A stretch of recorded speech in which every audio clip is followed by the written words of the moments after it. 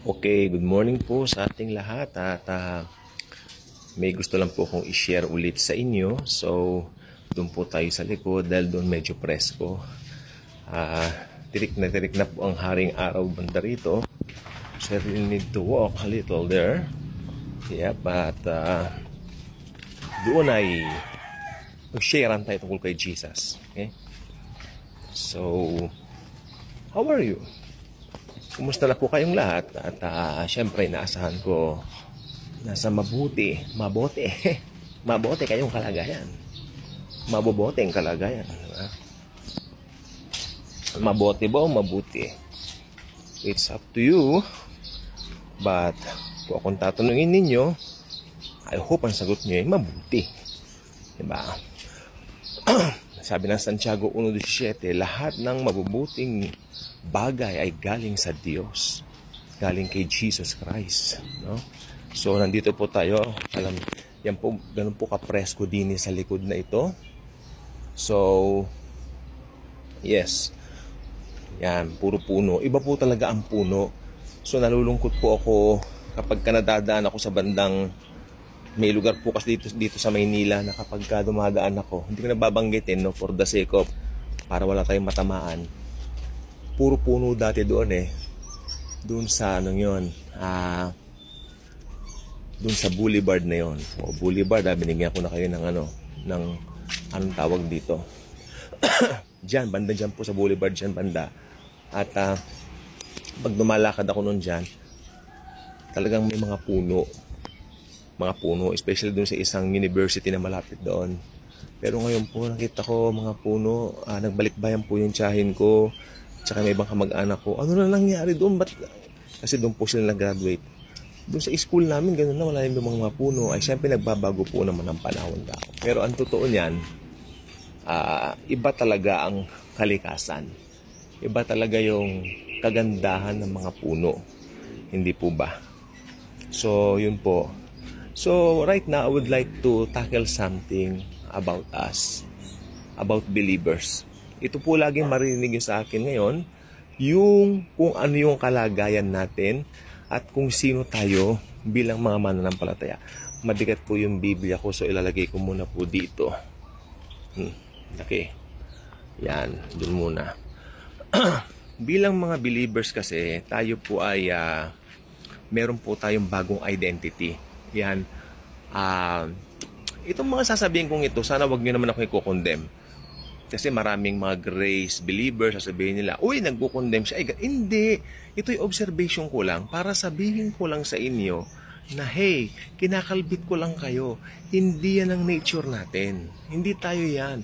Magamat maganda mag-enjoy tayo, ganun-ganun. Pero may mga bagay kasi na pwedeng lamunin yung sistema mo bilang Kristiyano ng mga bagay na hindi pang Kristiyano. Naintindihan niyo po ba ako? Ang ganda naman ng banda rito. Gusto ko yung blue. Yan. Hirap huliin Ayan. Hindi. Baka doon sa filter na Okay. Ganito po yan. Like for example, ganito. Masyado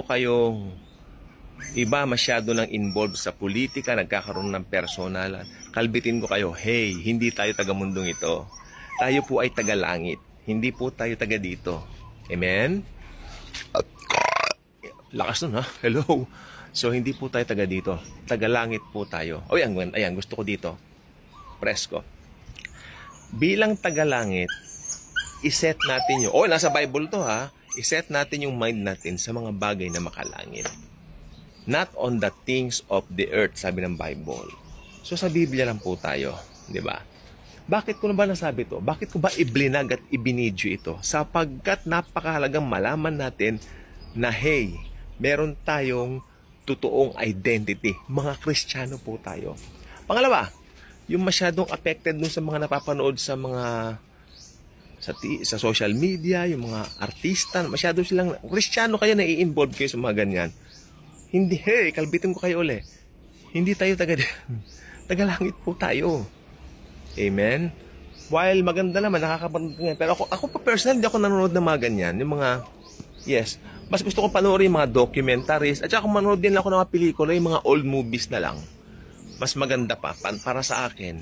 Siyempre, mga kapanahonan namin yung mga 2000 na mga pelikula, maganda, year 2000 na movies, mas maganda pa. At saka mas maganda, pati yung values ng mga stories dati, mas maganda. Mas kapaki-pakinabang compared ngayon. Wala naman akong binanggit, ha? Ito, ang hirap na ngayon eh. Kasi baka maski may freedom of speech ka, maya-maya, ganun-ganon. So, maingat po tayo. Pero sa totoo lang po, dapat may freedom of speech po tayo. Di ba? So, ganun po. So, another thing, Kristiyano ka na pero masyado kang naaapektuhan ng mga bagay na kumakain ng sistema mo o ng sitwasyon mo. Like for example, masyado kang nakapokus doon sa mga earthly things. Ayan na, balikan natin yung sinabi ng Biblia. Do not focus on earthly things. Sinabi na po ng Bible sa atin, hindi tayo taga lupa, taga heaven po tayo, taga langit po tayo. At yan po ay dapat alam natin dahil tayo po ay taga langit, hindi tayo taga dito sa lupang ibabaw. Okay? So alam nyo ba kung sino tayo sa Panginoon? Nag-gets nyo po ba kung sino tayo kay Lord? Problema po kasing malaki kung hindi natin nalaman yung totoong identity natin. So malaking problema po yan. Dahil makakalimutan mo, yun ang pinakamasaklap sa lahat, nakalimutan mo kung sino ka kay Christ at parang yung system mo, yung sistema mo, yung gawin mo, parang taga-mundo na rin. Okay. Ang sinasabi ko lang yung sa mind mo, hindi ko sinasabi, syempre, okay lang makiuso tayo, maganda yung damit mo. Tulad niya, no? Kahit pa paano may blessing kang damit, uso yung mga nagti-TikTok ka, okay yan. Ito sa TikTok ko, ito tinimplay, ano? Itong video ito. Walang masama dyan. Problema mo, ano yan? Gusto mo ng aso, no? Tignan natin kung makakalusot. Ayan. Yes. Ayun, mga bagay na hindi naman pumasama yung mga yan, di ba? Tumaba yata ako. Ayan. Pero, sa totoo lang po, no, hindi po tayo taga dito. Taga langit po tayo. So, the system and all that, we really need to change. Mag-iba na tayo ng isip. Romans 12:2. Umiba na tayo ng gawi. Why? Dahil sabi nga ng Biblia, hindi nga tayo taga dito. Taga langit tayo. And the Lord, ang ganda rito. And the Lord is telling us kung sino talaga tayo sa Kanya. Siya, kung meron mang magre-remind sa inyo kung sino tayo kay Lord, si Lord po, hindi po ako. I am just an instrument of His grace, of His love. Sana tayo po ay paggamit din po. I-remind natin yung ibang Christian, hey, kinakain ka na ng sistemang yan. Hey, parang iba na ang lakad mo. Diba? Hindi ka taga dito, taga langit tayo. At yun ang dapat na ma-realize ng bawat believer. Okay? Hindi tayo taga lupa. Taga langit tayo. Hindi ba yung napakagandang, wow, napakagandang truth. Something to meditate. At pag na-realize mo yan, nag-sunk in sa yan, wow, may kamyas, oh. What a beautiful, meron ako dito, nakaka-relax na eh. What a beautiful, what a beautiful day. Kung na-realize mo mga bagay na yan. Ayan, parang mga, thank you, Jesus. Hallelujah. That's it. So, yan. Tayo po ay mga highly favored and greatly blessed. Dapat alam ninyo kung sino tayo kay Lord. Huwag natin kalilimutan yan dito. At dito naman po, fix na tayo rito eh. Inuulit-ulit ko, fix na tayo dito. Pero pagdating kasi dito sa ating, anong tawag dito? Yes, sa ating pong mind, nakakapasok pa ang diablo dyan. Okay? Pero as far as alam mo kung sino ka sa Panginoon, as long as alam mo ang truth na yan, hindi na siya magtatagumpay sa mind mo. Talunan na po ang diablo sa krus pa lang ng Kalbaryo. Tinalo siya ni Christ forever and ever, talunan na. At pag talunan na, wala nang kapag-asa ang manalo compared sa atin. Dahil tayo po ang totoong mananagumpay. At pag na kay Kristo ka, ikaw ay totoong mananagumpay at mananagumpay magpakailanman. Okay, marami pong salamat sa inyong panunood. I hope nag-i-enjoy kayo sa mga videos natin at i-share nyo po dahil ito po ay napakagandang mga katotohanan ng kung sino talaga tayo kay Christ at kung gaano tayo kama.